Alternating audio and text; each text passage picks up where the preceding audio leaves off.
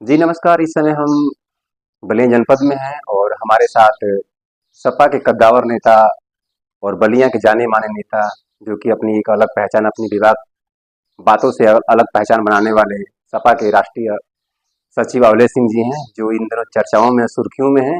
सुर्खियों में इसलिए हैं, लगातार ये बीजेपी पर हमलावर हैं। बीजेपी पर ही नहीं, पूरे एनडीए पर हमलावर हैं।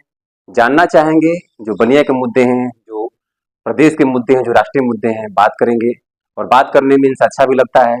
जी अवलेश जी, देखा जाए कि आप काफी आक्रामक शैली के नेता के रूप में जाने जाते हैं। देखा जाता है कि आप हर मैटर पर, हर राजनीतिक मुद्दे पर आप बेबाकी से टिप्पणी करते हैं। अभी पिछले दिनों आपका एक वीडियो वायरल हो रहा था, जिसमें आपने लड़कों और युवाओं की शादी न होने का ठिकरा बीजेपी पर फोड़ा था। आखिर ये जो शादी के मैटर को लेकर आपकी जो टिप्पणी आ रही है कि युवाओं की शादी नहीं हो रही है, बीजेपी कहीं ना कहीं और आरएसएस इसके लिए जिम्मेदार है, आखिर ये सोच कहाँ से आई और किस तरह से आपने आरएसएस और बीजेपी को दोषी ठहराया? देखिए, जो भारतीय जनता पार्टी की कहानी और कथनी दोनों में बहुत ही अंतर है। सवाल इस बात का है कि आपने कहा कि हर साल युवाओं को 2 करोड़ रोजगार देंगे। 2 करोड़ रोजगार आपने नहीं दिया। किसानों की आय दुगुनी करेंगे, वो आपने नहीं दिया। भ्रष्टाचार रग रग में फैला हुआ है। तो जो नौजवान है, जब रोजगार रहेगा, उनको नौकरी रहेगी, कहीं कल कारखाना में काम करते रहेंगे, तभी तो कोई बेटी वाला शादी करने के लिए जाएगा। और जितना उत्तर प्रदेश की आबादी है, उसकी तुलना में लोग पास लैंड नहीं है खेती बाड़ी करने के लिए, तो रोजगार तो जरूरी है ना। मैंने इसलिए कहा कि भाजपा के लोग और आरएसएस के लोग ये क्या दर्द समझेंगे, जो शादी विवाह से बहुत दूर रहना चाहते हैं। इसलिए मैंने कहा कि जब रोजगार है ही नहीं है, तो बच्चे इस कदर परेशान हैं कि उनका शादी विवाह नहीं हो रहा है। कोई बेटी वाला बिना रोजगार, बिना नौकरी वाला व्यक्ति से शादी करना नहीं चाहता है। इसलिए भाजपा बुरी तरह से फेल है और 8 साल की जो उपलब्धि अपनी गिनती करा रही है, एकदम से नगण्य है। अभी देखा जाए कि अभी राज्यसभा और लोकसभा में वक्फ बिल संशोधन पास हुआ है।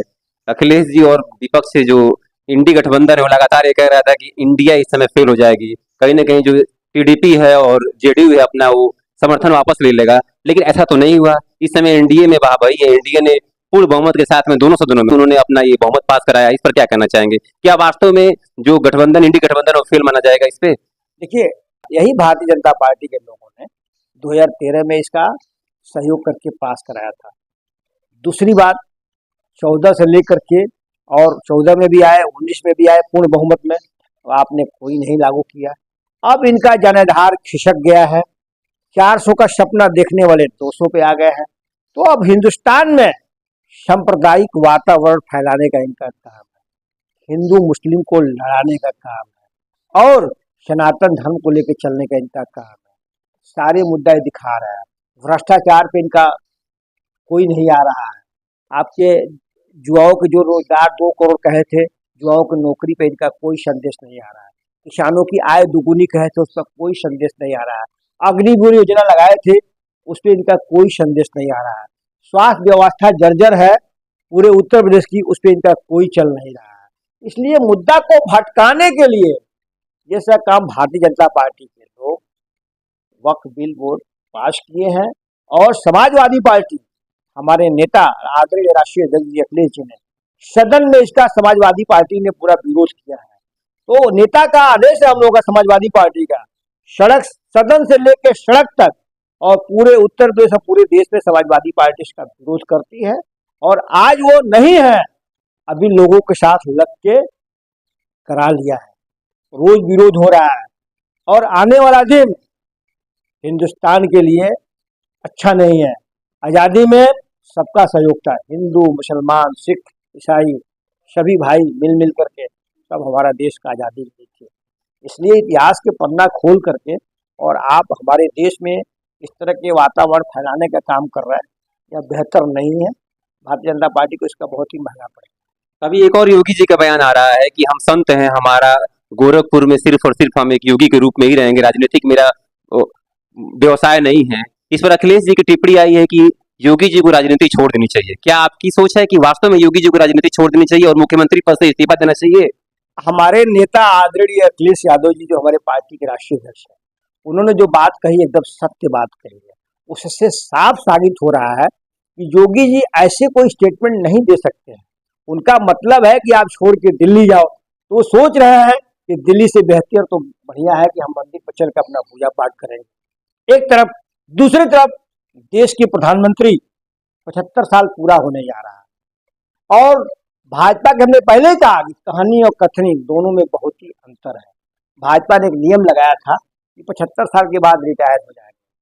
क्या आडवाणी जी, क्या मुरली मनोहर जोशी ऐसे नेता जो भारतीय जनता पार्टी को खड़ा किए, 75 साल के बाद रिटायर करके इनको लोगों ने घर भेज दिया, बैठा दिया और इनका रिटायरमेंट का टाइम आया है तो कोई नागपुर दौड़ रहा है और जोगी जी को मंदिर भेजने की बात कर रहा है, जिसमें जोगी जी ने अपने मुंह से इस तरह की बात कही है। इस बात में कुछ सत्यता झलक रही है, तभी ऐसे उनकी बाणी से बात निकली है। और हमारे जो नेता बोले हैं कि राजनीति फुल टाइम जॉब है तो भी जनता के लिए कमी समय आने दे पाता है। इसलिए जो हमारे नेता कहे हैं सही कहे हैं और भाजपा के अंतर कलह से पुकार है, उसमें हमारी देश की जनता, प्रदेश की जनता का साथ दुर्व्यवहार हो रहा है और जनता के काम नहीं हो रहा है और जनता की विकास की बात छोड़ आपस में ये लोग इस तरह का वातावरण फैला रहे हैं कि पूरी देश की जनता देख रही है। अब आने वाले दिनों में 2027 में बड़ी परिवर्तन होगी, इसके साथ ही केंद्र से इन लोगों का सफाया हो जाएगा। एक अंतिम सवाल, उसमें हम चाहेंगे कि आप संक्षिप्त ही टिप्पणी करें। आप चूंकि बलिया के गृह जनपद के आप राजनेता हैं, आपने मुद्दों को उठाया भी है। एक हाल ही में मुद्दा बहुत गहराया हुआ है जो जेल को लेकर है। कहीं ना कहीं यहाँ से 70 किलोमीटर दूर मऊ में हमारे जो जिले के कैदी हो जाते हैं और लोहे की जो तपिश होती है, जो गाड़ियां होती है, उसमें उनका आवागमन होता है। इस बारे में आपकी टिप्पणी क्या है? मेरी टिप्पणी यह है कि पहले जनपद में जेल बनाना चाहिए। जेल एक मेडिकल कॉलेज के नाम पे सरकार ने यहाँ आम पब्लिक को झांसा दिया है। समय इनका अब 2 साल का बचा है, न मेडिकल कॉलेज बना न जेल बना और यहाँ के कैदियों को कितना तकलीफ हो रहा है आप देख रहे हैं। इसलिए भाजपा कहती कुछ और है और करती कुछ और है। इसलिए उनके झांसे में बलिया के लोग खूब, पूर्वांचल के लोग, उत्तर प्रदेश के लोग खूब अच्छी तरह से समझ चुके हैं और ये सब काम करने वाले नहीं हैं, जनता को गुमराह करने का कोशिश करने वाले हैं। तो आप देख सकते हैं कि ये अवलेश सिंह जी थे जो कि समाजवादी पार्टी के राष्ट्रीय सचिव हैं। इन्होंने बड़ी बेबाकी से हर मुद्दों पर अपना जवाब दिया। निश्चित तौर पर आने वाला समय 2027 निश्चित तौर पर तय करेगा कि किसकी सरकार बनेगी, लेकिन निश्चित तौर पर जो अवलेश जी द्वारा ये कही गई बात है, इसका दूरगामी परिणाम होगा।